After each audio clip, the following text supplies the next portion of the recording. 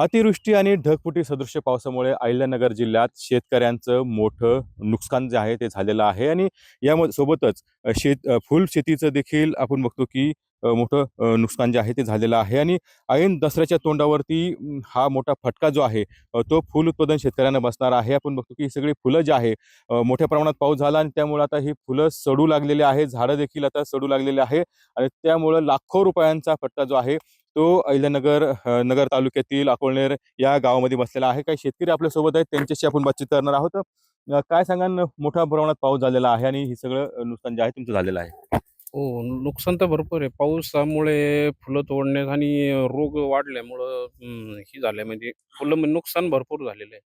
हं. त्याच्यामुळं मार्केटला माल खाली करून घेत नाही सध्या. कारण की मार्केट हे ₹10 ₹20 चालू आहे सध्या. हं. आणि त्याच्यामुळं मग शेतकरी पूर्ण हवालदिल झालेला आहे.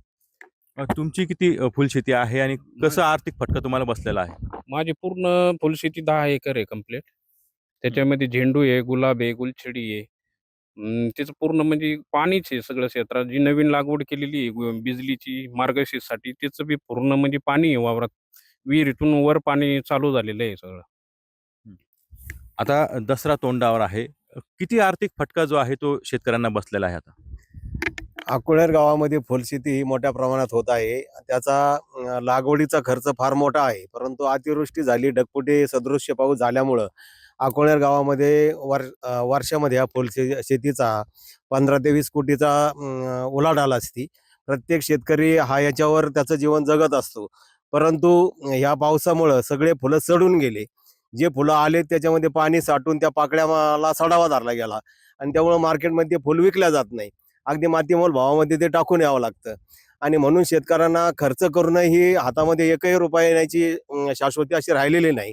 आणि मग अकोळनेरमध्ये हा फार मोठा फटका बसलेला आहे आणि आम्ही शेतकरी सर्व हवालदिल झालेलो आहोत.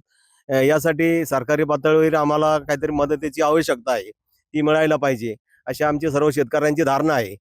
आता दसऱ्याच्या तोंडावर किती उत्पन्न निघालं असतं आणि मग त्याचा कसा फटका बसलाय तुम्हाला? दरवर्षीप्रमाणे 90-100चा रेट राहतो. ह्यावेळेस रेट नसल्यामुळं, पाऊस झाल्यामुळं पूर्ण म्हणजे याचा खर्च सुद्धा निघत नाही पूर्ण. कारण की लागवडी ₹3 एक रोप भेटतं. एकूण सगळा कसा फटका बसला? एकूण सगळा खर्च किती आणि फटका? एकूण 10-1 लाख रुपये खर्च म्हणजे फटका बसलाय पूर्ण. आता सरकारकडे काय मागणी तुमची? काय सरकारचं आता त्यांनी थोडंसं आम्हाला हातभार दिला तर चांगलंच आहे. कारण की नुकसान भरपूर झाली, वर्ष वायाला गेलेलं आहे पूर्ण. त्याच्यामुळं मग सरकारने काय ते नियोजन करून, पंचनामे हे करून थोडीशी मदत केली तर चांगलंच आहे ना शेतकऱ्यांसाठी. तर निश्चितच आता ह्या दसऱ्याच्या तोंडावर सगळं झेंडूची फुलं असतील किंवा इतर फुलं असतील, ही माती पावसामुळे आता सडून चाललेली आहे. त्यामुळं लाखो रुपयांचा फटका जो आहे तो शेतकऱ्यांना बसलेला आहे. त्यामुळे आता सरकारने त्वरित पंचनामे करून तातडीची मदत करावी अशी मागणी जी आहे ती शेतकरी करत आहे. कॅमेरामॅन करवणकर कुणाल जायकर, TV9 मराठी, अकोळनेर, अहिल्यानगर.